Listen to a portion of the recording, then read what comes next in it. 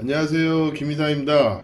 얼마 전에 아는 사장님이 하노이에서 보자 해가지고 미팅 쪽으로 나가서 만났어요. 근데 이번에 신규로 오픈한 회사 사장님이 오시더라고요. 그래서 잠시 밥 먹으면서 그냥 이런 얘기 저런 얘기 하는데, 제가 제 거래처가 아니기 때문에 먼저 이런 얘기 저런 얘기 잘 안 해요. 그런데 저희 에이전시는 뭐 얼마를 받냐 이런 얘기를 하시대요. 그래서 사람 소개하는 거는 저는 안 하고 그냥 서류하고 기숙사만 해드립니다. 그런 얘기 하고 말았는데, 뭐 에이전시 단가가 얼만데 좀 비싼 것 같다 뭐 이런 얘기 하면서 슬쩍 저를 떠보시더라고요. 그래서 제가 그랬어요. 아유, 그냥 하시던 데서 하세요. 그 단가면 일 안 합니다. 그랬더니 좀 불쾌해 하시대요. 제가 무슨 얘기 하고 싶냐면, 같은 한국 사람이라고 하더라도 가진 지식이 얇으면 다 그만큼밖에 못 보는 거예요. 신랑들도 마찬가지고 업체들도 마찬가지예요. 예전에는 뭐 이런 얘기 저런 얘기 또 해주고 많이 했는데, 시간 지나고 보니까 입만 아파요. 그래서 요즘에 그런 얘기 안 해요. 그러고 그냥 내 기준에 충족이 되면 어떤 얘기도 해주고, 아니다 싶으면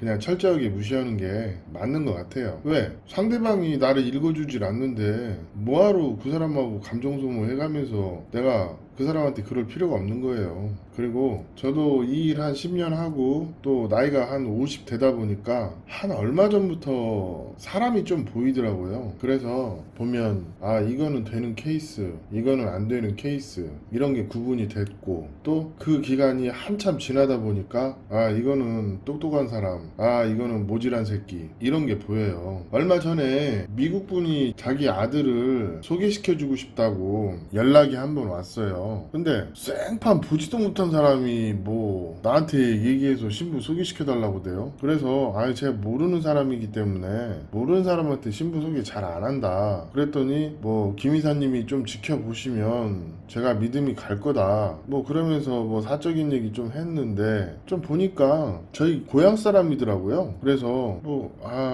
이것도 인연인가 그러고 이제 아무튼 그냥 넘어갔어요. 그랬는데 며칠 있다가 자기네들 좀 믿을 만한 사람이니까 좀 믿어주시고 자기 아들 배우자를 소개시켜 달래요. 그래서 제가 좀 알아는 보는데 확답은 드릴 수 없다. 그래서 그렇게 얘기하고, 제 주변에 좀 부동산 쪽 일하는 사람들이 많아요. 아가씨들도 그렇고 아줌마들도 그렇고, 얘네들 그래도 돈 잘 버는 직업이거든요. 그리고 성실하고 또 사람 만나는 직업이다 보니까 기본적으로 싹싹 하고요. 경제관념도 있고 재테크에 관심 많고, 베트남 여자 치곤 괜찮은 직종에 근무하는 거예요. 근데 제 친구가 부동산 회사를 해요. 그 와이프의 쌍둥이 처제예요. 얘 영어 잘하고 좋은 대학교 나왔고 현재도 돈 잘 벌어요. 근데 얘가 문득 생각이 나서 소개를 시켜줄까 하고, 그분한테 이런 여성이 있는데 영어 프리토킹 되고 최소한 의사소통에 문제 없고 제가 봤을 때 베트남 중산층은 되고 괜찮은 여자다 그랬더니 한번 생각해보겠대요. 뭐 그래서 생각해봐라, 자제분하고 얘기해보시고 자제분이 호감이 있다면 제가 돈 안 받을 테니까 먼저 두 분이 대화해보시고, 두 사람이 좋은 느낌이 있다면 진행하는 게 어떻겠냐 이런 얘기를 했어요. 그랬더니 여자가 좀 가정적이었으면 좋겠고 미국에 와서 공부도 했으면 좋겠고 뭐 이런 얘기 해요. 그래서 본인이 원하는 조건에 맞는 여자 소개시켜 달래서 해드린 거지 않냐. 내가 원하는 거는 다른 게 아니라 당사자들이 직접 얘기해보고 서로 좋으면 결혼 진행해라 그 얘기를 했더니, 뭐 프로필 보내주고 사진 더 보내주고 이런 얘기를 해요. 그래서 제가 그랬어요. 나는 국제결혼 중개업체가 아니기 때문에 그냥 내 주변에 괜찮은 사람 있으면 소개해달라면 서로 연락처 교환하고 얘기 좀 해보고, 그 다음 얘기 끝나면 그 다음에 서로 협의된 대로 그냥 일 처리해주는 게 보통인데, 아니 뭐 당신 아들도 프로필도 안 보내면서 무슨 신부 프로필을 보내라고 하냐. 그러지 말고 직접 얘기하면 제일 깔끔하지 않냐 그 얘기를 했더니 두 번째 조건이 나오더라고요. 뭐냐, 그 베트남 여성이 크리스찬으로 개종을 할 수 있으면 소개를 받겠다 그러길래, 제가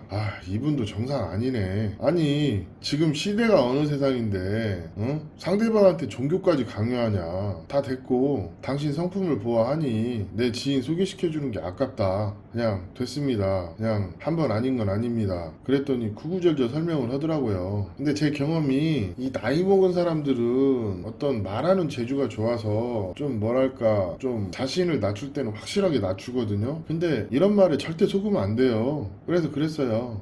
저는 한 번 아니면 소개 안 합니다. 이게 내가 뭐 당신한테 돈을 받겠다는 것도 아니고, 당신 아들하고 그 여성이 서로 좋으면 결혼할 수도 있는 거고, 결혼하면 남편이 잘하면 뭐 기독교를 믿을 수 있는 건데, 그걸 왜 당신이 기독교로 개종을 하면 며느리로 받겠다 이런 개소리 하냐. 막 온몸에서 두드러기가 확 올라오더라고요. 그런 건이 하나 있었고, 제가 제 주변에 부동산 하는 아줌마들 막 엄청 많이 알거든요. 시글시글해요. 근데 얘네들 보면 평타는 쳐요. 한 달에 보통 한 개만 소개해도 1년 월세 한 달치를 받아요. 그렇기 때문에 적게는 뭐 한 1,000만 동에서 많게는 뭐 한 5, 6천만 동 그렇게 벌어요. 그리고 또 영업하는 주꾼이기 때문에 사람들 만나서 어떤 말하는 부분에서도 비교적 정확하고 책임감 있고, 그래서 뭐 이런 분들 소개 원하시면 제가 봤을 때 한국 가서 전혀 문제 없거든요. 그래서 저는 추천합니다. 뭐 애 있으면 어때요? 너 대체적으로 베트남 중산층 정도 되고 30대 중반이면 애들이 적게는 10살에서 많게는 20살까지 다 큰 애들도 많아요. 그렇기 때문에 실질적으로 좀 퀄리티 있는 여자를 선택을 하라는 측면으로 제가 최근에 한 두어 명한테 권해본 적은 있거든요. 근데 얼마 전에 그 47세 분인데 연봉이 한 4천 되고 좀 시골 살아요. 근데 사람이 괜찮아 보이대요. 그래서 제가 한두 명 컨택을 해준 적이 있는데, 이게 개인 결혼해도 한 10,000불은 들어간다 그랬어요. 그랬더니 계약서 있네요. 아니, 그게 내가 나한테 돈을 달라는 게 아니지 않냐. 그냥 처음에 오면 데이트 하는데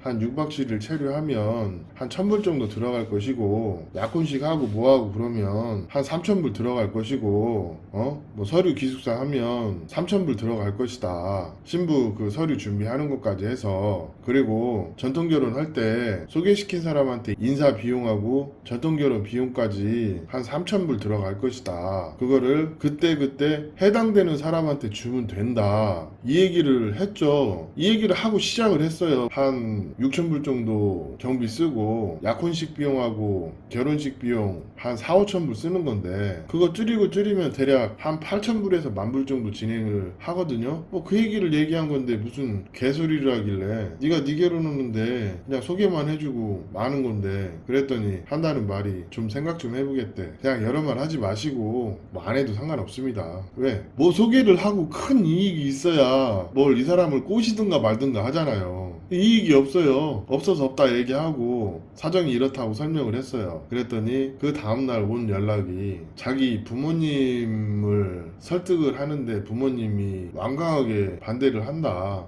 근데 제가 그 말은 이해해요. 그 말을 이해 못하는 게 아니에요. 근데 그 다음 말이 자기 주변에 베트남 여자하고 결혼했다가 살고 있는 여자가 있었는데 그 아들이 중학교 때 전 재산을 갖고 튀었다. 그래서 인식이 안 좋다. 그래서 그 말 듣고 솔직히 좀 불쾌하더라고요. 그 얘기가 내가 이 사람한테 들을 얘기가 아니잖아요. 왜 그 얘기 하면서 뭐 어쩌고저쩌고 개소리 하냐고. 내가 그랬어요. 아니, 나이가 50이 다 돼가는데 무슨 그 나이에 부모 반대까지 운운하냐고. 그리고 부모한테 어떻게 행동을 했으면 자식이 결혼한다는데 부모가 반대하냐고. 내가 그거 이해 못하는 거 아닌데, 그냥 제 생각에는 한 번 아니면 아니니까 소개를 안 하겠다고. 그랬더니 하는 말이 그럼 어쩔 수 없죠 하고 사과 한마디 안 하더라고요. 이거 남자가 모질한 거예요. 아니 씨발 50 다 먹어가지고 무슨 뭐 핑계댈 게 없어서 부모가 반대하니까 설득하는데 시간이 걸린다. 아니 국제결혼 하려면 부모하고 얘기를 끝내고 그 다음에 여자를 알아봐야지. 무슨 씨발 50 먹고 그 정도 세상 사는 이치도 몰라가지고 무슨 결혼이냐, 꺼져라. 그랬습니다. 제가 조금 말이 과하긴 한데, 사람이 좀 진심을 담아서 사람을 소개하려고 하면 열정적으로 해야 돼요. 그러면 1년에 한 두세 건, 한두 건? 그게 어떻게 보면 그 한국 사람 입장에서 일해주는 게 아니에요. 그냥 베트남 여자, 한국 사람, 그냥 되는 케이스만 하고, 저도 이득은 있죠. 서류 기숙사 하면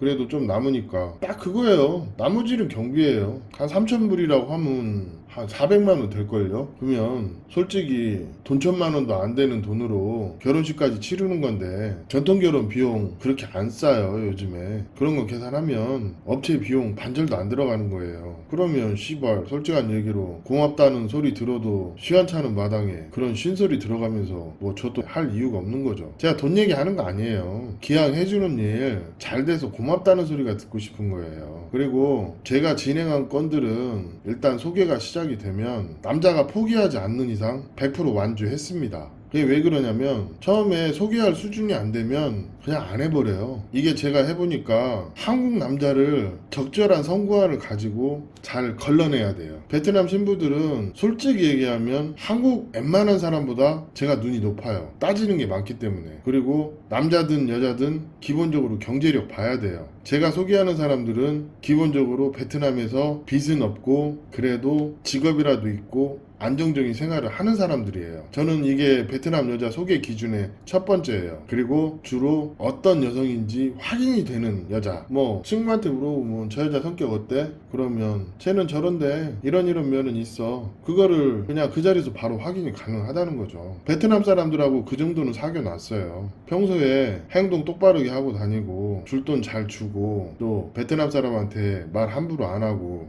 행동거지 정확하게 하고 그 정도만 해도 베트남 사람들한테 충분히 존중을 받아요. 그런데 이 베트남에 오는 한국 사람들 보면은 뭐 자기 뭐 괜찮은 척 그렇게 행동하시는 분들 의외로 많거든요. 근데 우리나라는 아직 이 시민의식이 성숙이 안 되어 있어요. 베트남 사람 뭐라 하면 안 돼요. 보는 눈이 없는 데서 걔 그지같이 행동하는 사람들 되게 많아요. 특히 인터넷에서 익명으로 연락 오시는 분들 말 젖같이 하는 사람들 진짜 많거든요. 그런 게 좀 있고 마지막으로 기숙사 얘기 한번 하고 끝낼게요. 저희가 기숙사를 자체적으로 해요. 근데 이 교육기간이 예전에는 3개월로 턴을 해서 1년에 한 4번 정도 교육생을 받았거든요. 근데 지금은 많이 받아야 한 2번, 3번 그래요. 왜 그러냐면 그 토픽 스케줄에 의해서 교육생을 받아야 하기 때문에 보통 한 5개월, 6개월 코스로 신부를 받을 수밖에 없어요. 신부가 공부 열심히 해서 4개월 만에 나가면 고마운 것이고 또 안 되면 한 번 더 해서 한 6개월까지 늘어져요. 그게 맥시멈이에요. 그러면 저희가 기숙사를 3개월 운영을 할 때도 평균 150에서 200만 원 정도 받았어요. 근데 지금 6개월까지 늘어지면 뭐 식비와 공과금 한 두세 달에서 30만원 책정해서 180만원을 받고 있는데 그마저도 이제 어려울 것 같아요. 저희가 결혼 서류 150만원 그리고 기숙사비 180만원 5개월 기준 그리고 교육비로 30만원 책정을 해서 받았는데 지금 600만 동만 해도 34만원이고 저희가 2,700불 기준으로 360만원을 책정을 해서 받았는데 현재 기준으로 380만원이에요. 그러면 저희가 진짜 기숙사 생각보다 그렇게 남는 거 아닌데 그냥 어느 정도 보조해주는 부분이 있어요. 그런데도 불구하고 자체 교육으로 그 정도 하고 있으면 시설에 비해서 좀 저렴한 편이거든요. 그리고 합격률도 한 95% 이상이기 때문에 뭐 크게 문제 없어요. 그런데 어떤 분이 결혼 서류 진행하는데 자기 마누라 한국어 교육 받을 수 있는 가장 싼 데를 알아봐 달라고 하더라고요. 그래서 여기저기 좀 물어봤는데 현 시세가 좀 시설 괜찮은 곳의 기숙사는 보통 한 200만원, 300만원 사이 그리고 어학 교육을 좀 신경 써서 교육 비용이 좀 많이 들어가는데 알아봤더니 한 3, 400만원 정도 하는 데가 많더라고요 요즘에. 왜냐면 이게 어쩔 수 없는 게 교육 기간이 더블로 늘었어요. 그러면 기숙사 비용도 더블로 늘어야 되는데 다른 데는 그냥 기간 계산해가지고 받을 거 받아버리더라고. 그러니까 200, 300, 400 뭐 이 정도 하는 기숙사도 많죠. 그리고 제가 별도로 운영하는 기숙사가 400만원짜리도 있어요. 그거는 뭐냐면 좀 다른데 토픽 2급을 받기 위해서 어학원 공부하는 친구들이 한 6개월 코스로 공부를 하거든요. 근데 그런 데는 왜 그러냐면 유학 가는 애들이 그렇게 공부하는 스케줄 맞춰서 하는 그런 유학반이 별도로 있어요. 근데 그런 데는 당연히 정상가 받는 거죠. 근데 그만큼 시설도 좋고 공부도 하루에 8시간씩 하죠. 그런 게 있는데 그분이 저한테 자꾸 그 얘기를 하는 거예요. 자기가 1, 2년 전에 알아볼 때 150만 원이면 됐는데 너무 비싼 거 아니냐. 아니 고객 고객님이 알아봐 달래서 알아봐 줬고, 또 뭐 얘기 중에 신부가 합격을 못하면 법적으로 어느 정도 책임을 져줘야 되는 거 아니냐. 근데 이 토픽이라는 게 신부들의 학업의 성취도에 의해서 결정이 되는 거고, 신부가 얼마나 관심을 갖고 그러는 거에 대해서 점수가 나오는 건데, 나도 뭐 그냥 솔직히 기숙사 소개시켜주는 입장에서 아이 적당히 좀 하시지,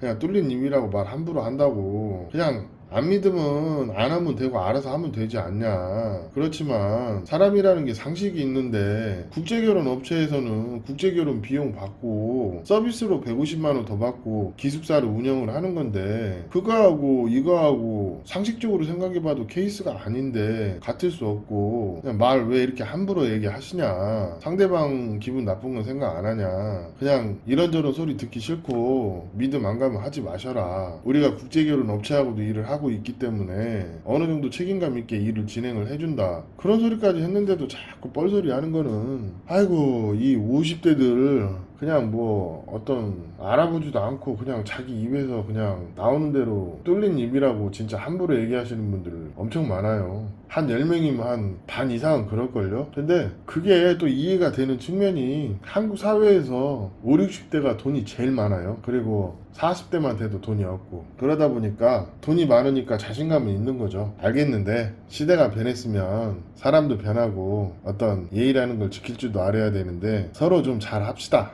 이거 유튜브 그냥 서류 기숙사 이거 홍보하고, 그 다음에 국제결혼 정보에 대해서 균형 잡힌 정보를 제공하려고 하는데, 업자들도 서로 존중하면서 서로 지킬 거 지키면서 얘기하는데 왜 구독자라는 양반들이 이렇게 예의 없는 분들이 많을까. 이거 제가 봤을 때 한국 사람들 국제결혼 수준 올라오려면 적어도 한 1, 20년은 더 지나야 할 것 같습니다. 요즘 젊은 애들도 안 하는 생각도 안 하고 그냥 입으로 똥 싸시는 분들이 엄청 많아요. 나이 드신 분들 반성하셔야 됩니다. 오늘 이야기 여기까지 하겠습니다.